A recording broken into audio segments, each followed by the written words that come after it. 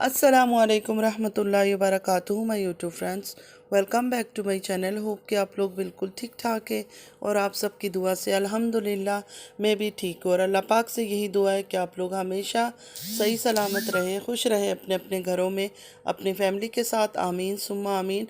नमाज़ पढ़ा कीजिएगा, नमाज हम पर फ़र्ज़ है। अगर आप लोगों को मेरी वीडियो अच्छी लगती है तो लाइक, सब्सक्राइब और शेयर ज़रूर कीजिए। चैनल पे जो भी न्यू आ रहा है आपसे भी रिक्वेस्ट है कि प्लीज़ लाइक, सब्सक्राइब और शेयर ज़रूर कीजिएगा। बेल आइकन को हिट करना मत भूलिएगा कि जब भी मैं कोई वीडियो अपलोड करूं आप लोगों को नोटिफिकेशन मिलती रहे। और पूरा वीडियो वॉच कीजिएगा। चलिए शुरू करते हैं आज का रिएक्शन। आज हम रिएक्शन देंगे तारा की डे 1 ईद ब्लॉग पर और डे 2 की ईद ब्लॉग पर, तो मेरे साथ बने रहिएगा। तो डे 1 ईद ब्लॉग में तारा ने सबसे पहले ये बताया कि अम्मी ने मेहंदी क्यों नहीं लगाई थी। वजह कि तारा ने सो कॉल्ड हस्बैंड से लड़ाई करके घर छोड़कर बाहर चली गई थी। इस वजह से अम्मी नाराज़ थी, तारा की जो वालिदा है, कि तुम घर छोड़कर क्यों गई थी। और इसी गुस्से में उन्होंने मेहंदी नहीं लगवाया। अम्मी कहती है, तारा की अम्मी, कि घर बच्चे सब कुछ तुम्हारा है, तुम ऐसे दोबारा कभी नहीं करोगी, कभी घर छोड़ के नहीं जाओगी।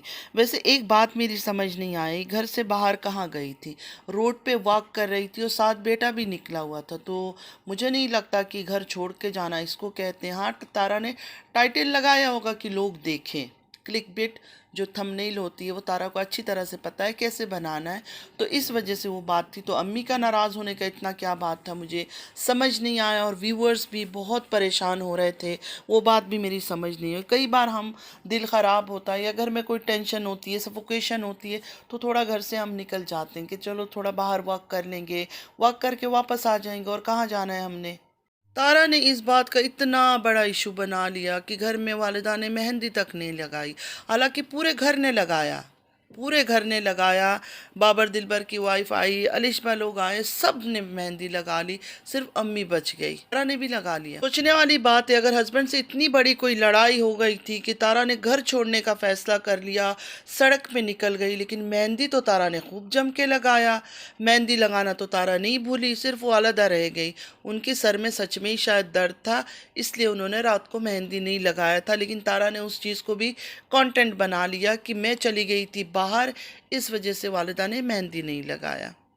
तो मेहंदी ना लगाने का रीज़न बताया और साथ ये भी कहा कि जब अम्मी सऊदीया होती थी तब भी मैं बोलती थी कि तैयार हो जाओ, तो अम्मी कहती थी टायर्ड हूँ, फिर अम्मी को मेहंदी लगाने लगी।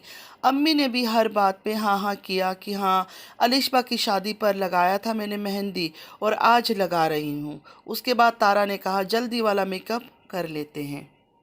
तो फिर तारा का जब जल्दी वाला मेकअप मैंने देखा तो माशाल्लाह फुल ऑन मेकअप था, मतलब कोई कमी नहीं थी मेकअप में।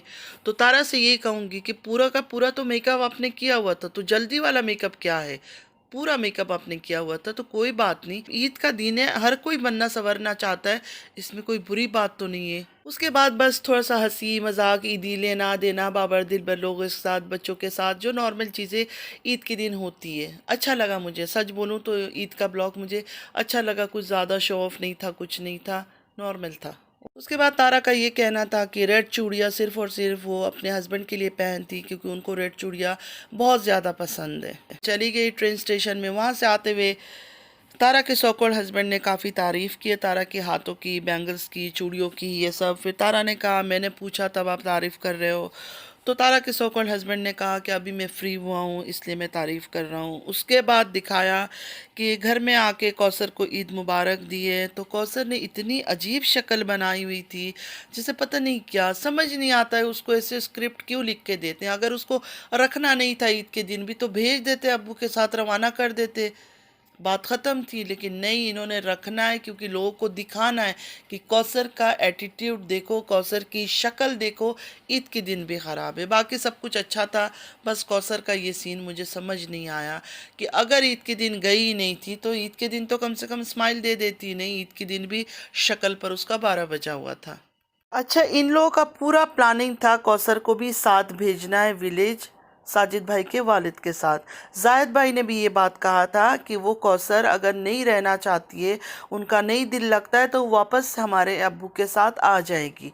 लेकिन इन्होंने किसी वजह से प्लान को चेंज किया, शायद हमारी वजह से, क्योंकि हम पहले से ही बोल रहे थे चली जाएगी चली जाएगी।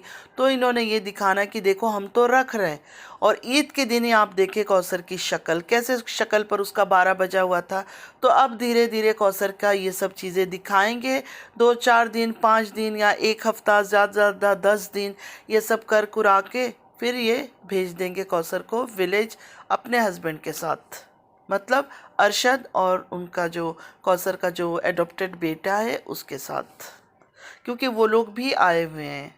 अरशद और कौसर का बेटा साथ आए, उसका सबूत तो आप लोगों को जब वो विलेज से आ रही थी कौसर मिल गया होगा।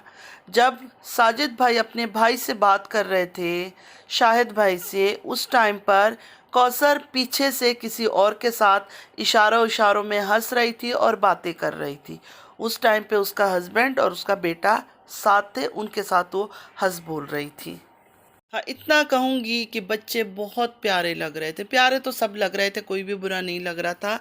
लेकिन आयत, तैयबा और बाकी सारे बच्चे जो बाबर दिलबर के भी हैं, बहुत क्यूट लग रहे थे। माशाल्लाह माशाल्लाह माशाल्लाह। अल्लाह पाक इन बच्चों के नसीब अच्छा करे, आमीन या रब्बिल आलमीन। चले अब बात करते हैं तारा की सेकंड डे ईद ब्लॉग के बारे में। स्टार्टिंग का तो कुछ ऐसे सीन था कि मुस्तफ़ा के पैसे चोरी हो गए, किसी ने पैसे चोरी कर ली। तो तारा कह रही थी मम्मा की बात जो बच्चे मानते नहीं उनके साथ ऐसे ही होता है। उसके बाद तारा ने बता दिया कि मैट्रेस के नीचे तुम्हारा पर्स पड़ा हुआ है, तो उसने उठाया तो उसके नीचे ही पैसे पड़े हुए थे।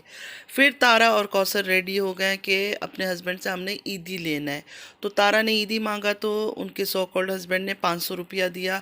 तारा ने साफ इनकार कर दिया कि 500 तो आजकल बच्चे ले रहे हैं, 500 हज़ार तो बच्चों को मिल रही है ईदी, तो मुझे 5,000 चाहिए। तो 5,000 फिर ज़ोर ज़बरदस्ती करके उन्होंने 5,000 लिया और कौसर को भी फिर 5,000 दिया। उसके बाद तारा ने साथ बता भी दिया कि अगर ऑफ कैमरा मुझसे पैसे मांगा तो मैं बिल्कुल नहीं दूंगी। लेकिन कौसर के लिए स्क्रिप्ट यहाँ अलग लिखा तारा ने कि कौसर ने जैसे ही साजिद ने बोला कि मेरी ईदी, तारा ने तो ये कहा कि आपकी 2 वाइफ है, आपको ईदी की क्या ज़रूरत है। लेकिन कौसर ने अपनी अच्छाई दिखाई, अपने हाथ के पैसे उठाकर साजिद के हाथ में रख रही थी। तो साजिद ने नहीं लिया, वापस उसी के हाथ में दे दिया।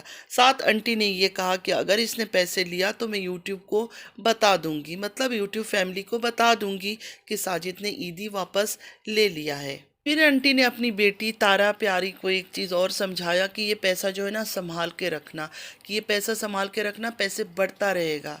तो तारा ने पूछा कैसे, तो आंटी जी ने बताया कि शौहर की कमाई में हस्बैंड की जो पैसे होते हैं ना उसमें बहुत बरकत होता है, तो ये पैसे संभाल कर रखना, तो ये पैसा और बढ़ता रहेगा। ईद का ब्लॉग मुझे अच्छा लगा। मुझे ऐसा कुछ नहीं लगा कि कुछ बहुत ओवर एक्टिंग हो रहा है या कुछ। नॉर्मल ईद में ये सब चीज़ें तो होती है, हंसी मजाक, ईदी लेना देना, बाहर निकलना, खाना पीना बच्चों के साथ, ये सब चीज़ें एक नॉर्मल हर किसी के घर में ये सब चीज़ें होता है। मुझे भी लगा कि वही चीज़ें दिखा रही है। बाकी रही कौसर की बात, तो कौसर जाहिर है उनका कंटेंट है, उसको तो बीच में उन्होंने लाना है, दिखाना है, क्योंकि उसी की वजह से फिर व्यूज़ उनकी डबल ट्रिपल होती है। तो ये डॉलर का मामला है, तो इसमें हम बोलते रहते हैं और बोलेंगे भी। आज कुछ ख़ास नहीं है उस चीज़ के लिए बोलने के लिए, कि शक्ल जो बनी हुई थी ना, वो ये सिग्नल दे रहा है कि हाँ अनकरीब कौसर जाने वाली है विलेज।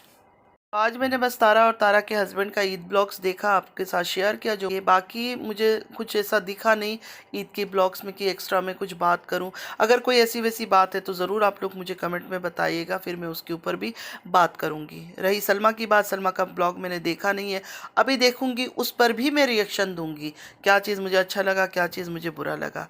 तो बस आज के लिए इतना ही। आई होप कि आज का वीडियो आप लोग को अच्छा लगा है। अगर अच्छा लगा है तो लाइक, सब्सक्राइब और शेयर ज़रूर कीजिएगा। बेल आइकन को हिट करना मत भूलिएगा कि जब भी मैं कोई वीडियो अपलोड करूं आप लोगों को नोटिफिकेशन मिलती रहे। नमाज़ पढ़ा कीजिएगा, नमाज हम पर फ़र्ज़ है, नमाज की कोई माफ़ी नहीं है। चलती हूँ, दुआ में याद रखिएगा। ज़िंदगी रही फिर मुलाकात होगी। अल्लाह हाफिज़। अब अगर तुम लोग नए हो तो सब्सक्राइब करो, वो जो लाल वाला बटन है उसके साथ स्कैम करो या फिर महफिल जमाओ, मुझे नहीं पता, बस क्लिक हो जाना चाहिए।